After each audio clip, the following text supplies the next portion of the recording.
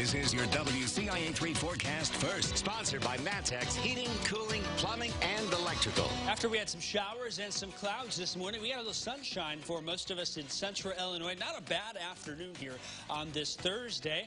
There have been a few little light showers that have come in after sunset. Very light, though. Maybe a sprinkle in a spot as it rolls on through. We're done with the rain, though, and likely for a couple of days here. In the meantime, temperatures are slipping down into the upper 50s and low 60s on the board. We think we're going to have a fairly nice weekend overall. Friday looks good. Saturday looks okay. Then Sunday, the rain chances pick on up. We will have some wind, though, to deal with this weekend. And then we'll time out the chance for rain and storms starting Sunday and lasting into next week. I'll have those details and more as WCIA 3 News at 10 starts right now. Now from WCIA 3 News. 2 women are charged with murdering a Westville man. How his loved ones are coping. Plus, 4 people were rescued from a house fire this morning. What neighbors saw at the scene. And menthol cigarettes and flavored cigars could eventually be a thing of the past. What that means for small businesses. You're watching your local news leader. This is WCIA 3 News at 10. I'm glad that they caught who did it. It's some relief, but a family is still grieving after their loved one was murdered. Good evening, I'm Jessica Coons. Paul is off tonight. Michelle Ingram and Bailey Castigliola were arraigned today in Vermilion County. They're accused of killing Richard Truitt.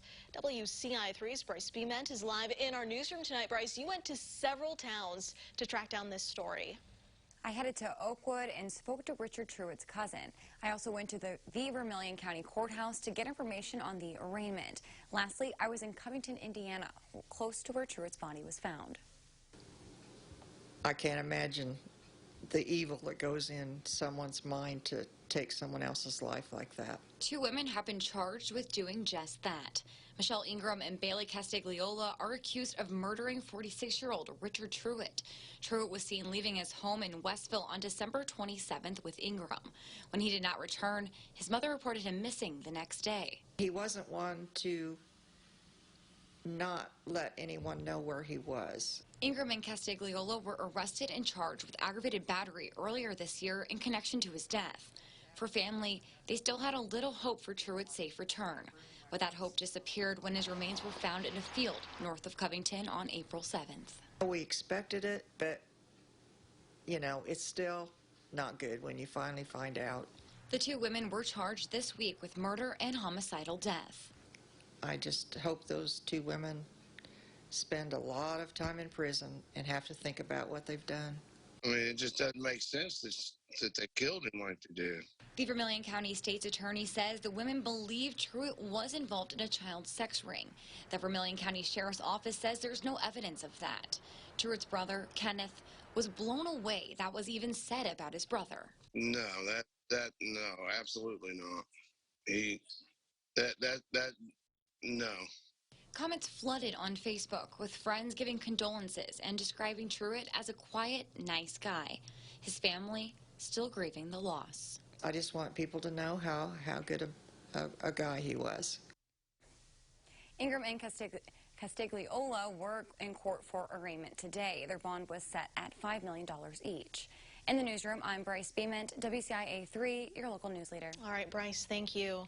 Other news tonight, an Indiana man arrested for kidnapping, beating, and sexually assaulting a 9-year-old girl is now being investigated for a possible tie to the murder of 2 teenagers in Delphi, Indiana. Authorities say 42-year-old James Chadwell has been on their radar. Abby Williams and Libby German disappeared while hiking in Delphi, Indiana in 2017. Their bodies were found the next day. Police had released a picture and audio of the suspect, which came from one of the girls' phones, but the case has never been solved. Here's an update. Police are looking for a man accused of shooting a woman in Decatur. This happened yesterday at William and North Pine Streets near Milliken's campus. There's now a warrant for Keith Lowe for attempted murder. They say he shot a 22-year-old woman in a car. She is expected to survive. Champaign police are investigating after shots were fired near an apartment building. This happened this afternoon at the corner of Kyler and Edgebrook. Police say someone was shooting at another person.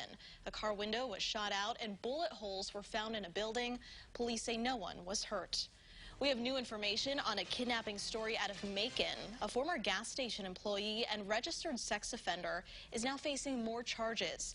Erin Hand was originally accused of trying to kidnap a woman in January. She was able to escape.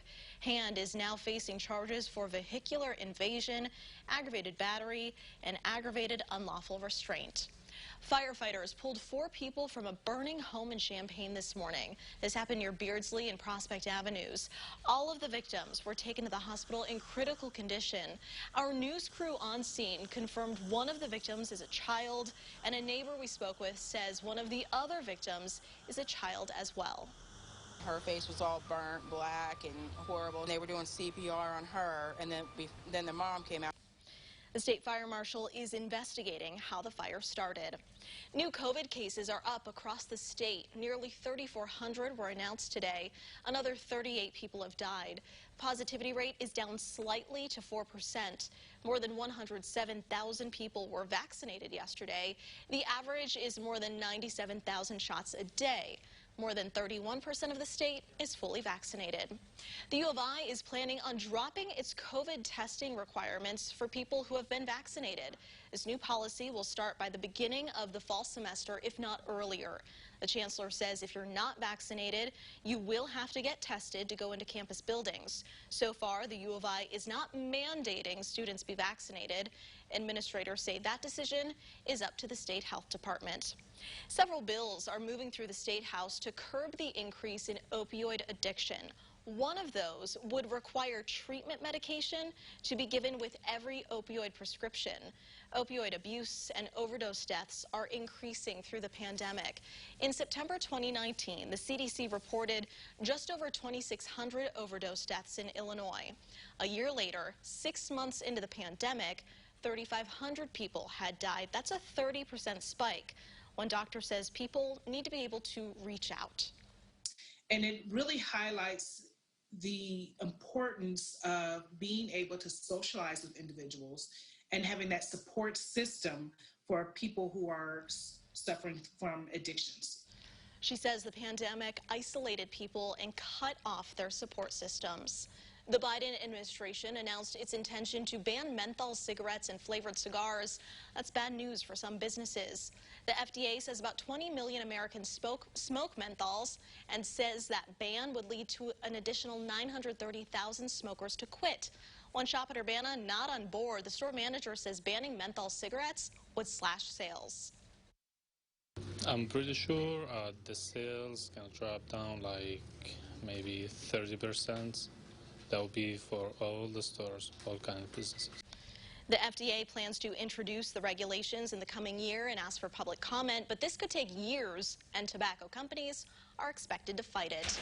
It's been 9 years since an Illini was a first-round pick for the NFL draft. Now some others are hoping to hear their name called this weekend.